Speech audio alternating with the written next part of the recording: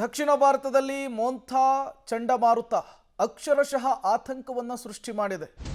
ಆಂಧ್ರ ಪ್ರದೇಶದ ಕಡಲ ತೀರಕ್ಕೆ ಬಂದು ಚಂಡಮಾರುತ ಅಪ್ಪಳಿಸಿದೆ. 90ರಿಂದ 100 ಕಿಲೋಮೀಟರ್ ವೇಗದಲ್ಲಿ ರಣಗಾಳಿ ಬೀಸ್ತಾ ಇದೆ. ಆಂಧ್ರ ಪ್ರದೇಶದ ಹಲವೆಡೆ ಈ ಸೈಕ್ಲೋನ್ನ ಎಫೆಕ್ಟ್ ಶುರುವಾಗಿದೆ. ಬೃಹದಾಕಾರದ ಮರಗಳು ದರಶಾಹಿ ಆಗ್ತಾ ಇದ್ದಾವೆ. ಅಬ್ಬರದ ಮಳೆ ಸುರಿತಾ ಇದೆ.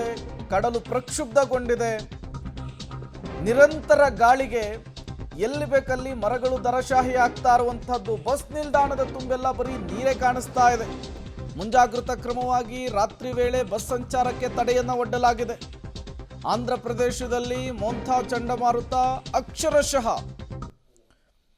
ದೊಡ್ಡ ಮಟ್ಟದಲ್ಲಿ ಅನಾಹುತವನ್ನು ಸೃಷ್ಟಿ ಮಾಡ್ತಾ ಇದೆ. ಚಂಡಮಾರುತವನ್ನು ಎದುರಿಸುವುದಕ್ಕೆ SDRF NDRF ಟೀಮ್ ಕೂಡ ರೆಡಿಯಾಗಿದ್ದಾವೆ. ಮನೆಗಳ ಮೇಲೇನೆ ಮರಗಳು ಉರುಳಿ ಬಿದ್ದಿದ್ದಾವೆ. ದೊಡ್ಡ ಪ್ರಮಾಣದಲ್ಲಿ ಹಾನಿ ಆಗ್ತಾ ಇದೆ ಅನ್ನೋದು ಗೊತ್ತಾಗ್ತಾ ಇದೆ. ಈಗಾಗಲೇ ಈ ಸೈಕ್ಲೋನ್ಗೆ ಮೊದಲ ಬಲಿ ಕೂಡ ಆಂಧ್ರ ಪ್ರದೇಶದಲ್ಲಾಗಿರುವಂಥದ್ದು. ಮರ ಬಿದ್ದು ಮಹಿಳೆಯೊಬ್ಬರು ಸಾವನ್ನಪ್ಪಿದ್ರು. ಈ ಸೈಕ್ಲೋನ್ನ ಎಫೆಕ್ಟ್ ಹೇಗಿದೆ ಅನ್ನೋದನ್ನು ದೃಶ್ಯಗಳೇ ತೋರಿಸ್ತಾ ಇದೆ. ಅಬ್ಬರದ ಗಾಳಿ ಒಂದು ಕಡೆ, ಧಾರಾಕಾರ ಮಳೆ ಮತ್ತೊಂದು ಕಡೆ. ಇದರ ನಡುವೆ ಎಲ್ಲಿ ಬೇಕಲ್ಲಿ ಮರಗಳು ಧರಶಾಹಿ ಆಗ್ತಾ ಇದ್ದಾವೆ. ಮರದ ಅಡಿಯಲ್ಲಿ ಸಿಲುಕಿದಂತಹ ಮಹಿಳೆಯೊಬ್ಬರು ಸಾವನ್ನಪ್ಪಿದ್ದಾರೆ ಅನ್ನೋದು ಗೊತ್ತಾಗ್ತಾ ಇದೆ. ಸಮುದ್ರ ಯಾವ ರೀತಿ ಕೆರಳಿದೆ ಅನ್ನೋದನ್ನು ಕೂಡ ನೀವು ಗಮನಿಸ್ತಾ ಇದ್ದೀರಿ.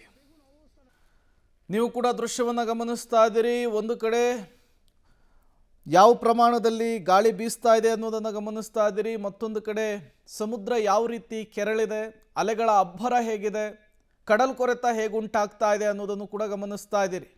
ಇನ್ನು 2 ರಿಂದ 3 ದಿನಗಳ ಕಾಲ ಇದೇ ರೀತಿ ಪರಿಸ್ಥಿತಿ ಇರುತ್ತೆ ಅಂಥೇಳಿ ಹವಾಮಾನ ಇಲಾಖೆ ಕೂಡ ಎಚ್ಚರಿಕೆಯನ್ನು ಕೊಟ್ಟಿದೆ. 100 ಕಿಲೋಮೀಟರ್ ವೇಗದಲ್ಲಿ ಗಾಳಿ ಬೀಸ್ತಾ ಇರುವಂತಹದ್ದು. ಮರಗಳು ದರಶಾಹಿ ಆಗ್ತಾ ಇದ್ರೆ ಒಂದು ಕಡೆ ಅಬ್ಬರದ ಮಳೆ ಸುರಿತಾ ಇದೆ. ಆಂಧ್ರ ಪ್ರದೇಶದಲ್ಲಿ ಅಕ್ಷರಶಃ ಅಲ್ಲೋಲ ಕಲ್ಲೋಲವನ್ನು ಈ ಚಂಡಮಾರುತ ಉಂಟು ಮಾಡ್ತಾ ಇರುವಂಥದ್ದು. ಈ ಪ್ರವಾಹ ಪರಿಸ್ಥಿತಿಯಲ್ಲಿ ಸಿಲುಕಿಕೊಂಡವರನ್ನು ತತ್ಕ್ಷಣಕ್ಕೆ ರಕ್ಷಿಸುವಂತಹ ನಿಟ್ಟಿನಲ್ಲೂ ಕೂಡ ದೊಡ್ಡ ಪ್ರಮಾಣದಲ್ಲಿ ಈಗ ಆಂಧ್ರ ಪ್ರದೇಶದ ರಾಜ್ಯ ಸರ್ಕಾರ ಸಿದ್ಧತೆಯನ್ನು ಮಾಡಿಕೊಂಡಿದೆ.